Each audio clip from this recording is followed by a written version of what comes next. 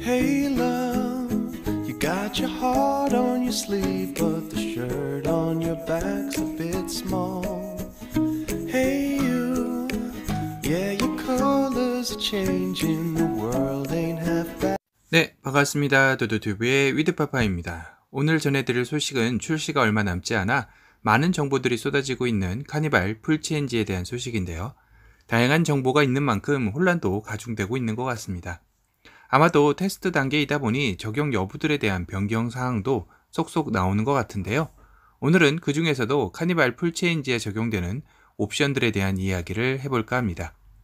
카니발 풀체인지 중에 옵션에 지대한 영향력을 미칠 조향장치부터 한번 살펴보면 이번 카니발 풀체인지에는 전자식 RMDPS가 적용됩니다. 조향장치가 중요한 이유는 이미 알고 계시겠지만 주행 첨단 장치를 달 수 있는 유무를 판가름하기에 상당히 중요한 부분일 텐데요. 기존 카니발의 유압식 조향장치에서는 불가능했던 게 많았었죠. 그래서 근본 카니발 풀체인지에서는 RMDPS 적용으로 추가 가능하게 된 옵션들을 한번 살펴보도록 하겠습니다. 대표적인 것이 차선 유지 보조장치, 고속도로 주행 보조장치가 가능하게 되었죠. 차선 유지 보조장치는 저도 항상 켜놓고 주행을 하는데요.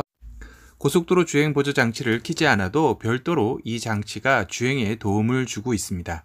잠깐 차선을 물린다거나 아니면 나의 의도와 상관없이 차선을 이탈할 것 같으면 스티어링 휠에 진동을 주면서 경고를 주므로 운전자의 안전주의를 환기시켜주는 기능으로 사용해보니 상당히 편한 기능이었습니다.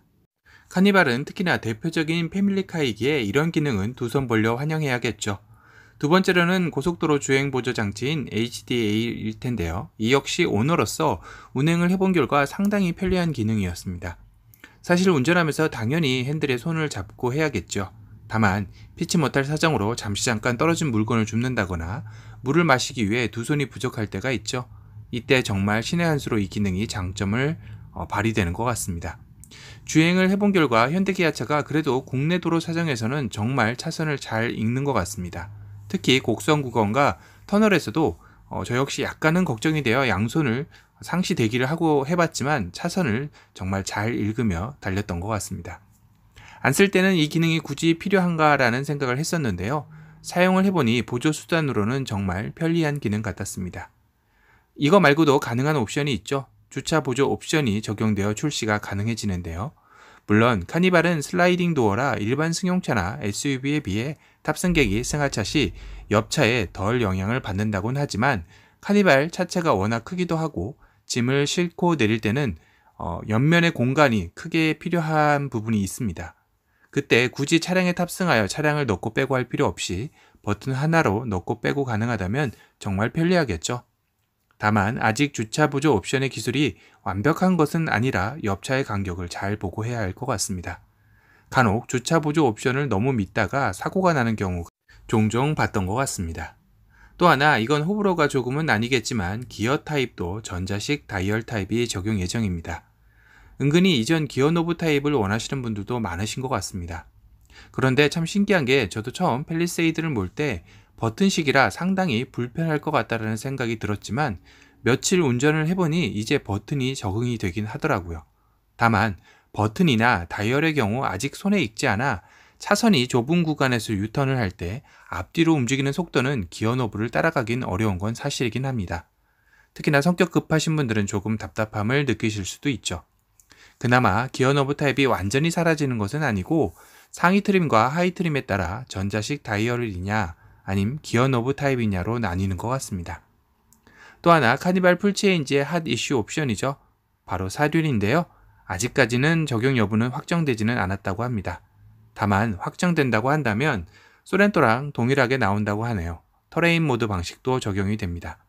사륜은 옵션 선택으로 꼭 나와줬으면 하는 바람입니다. 그리고 이전 도드튜브 영상에서 이미 알려드렸지만 소렌토와 동일한 8단 습식 DCT가 적용됩니다. 기존 7단 DCT를 경험해보신 분들은 중저속 구간에서 심한 말타기 승차감을 겪었다고 하시는데요. DCT의 특징이라 불편해도 감내하고 타셨던 게 사실이었습니다. 저 역시 8단 DCT인 소렌토 풀체인지를 시승하면서 중저속 말타기 승차감을 거의 느낄 수 없었던 것을 기억하면 세단 수준의 아주 부드러운 승차감을 느꼈던 걸로 기억합니다. 변속감 역시 상당히 부드러웠고요. 그리고 또 굳이 내비게이션으로 눈이 향하지 않아도 주행 정보를 확인할 수 있는 헤드업 디스플레이가 적용되어 출시된다고 합니다. 어떤 분들은 오히려 운전할 때 시야가 방해된다는 분들도 간혹 계시긴 하지만 익숙해지면 아주 편한 장치 중에 하나이죠.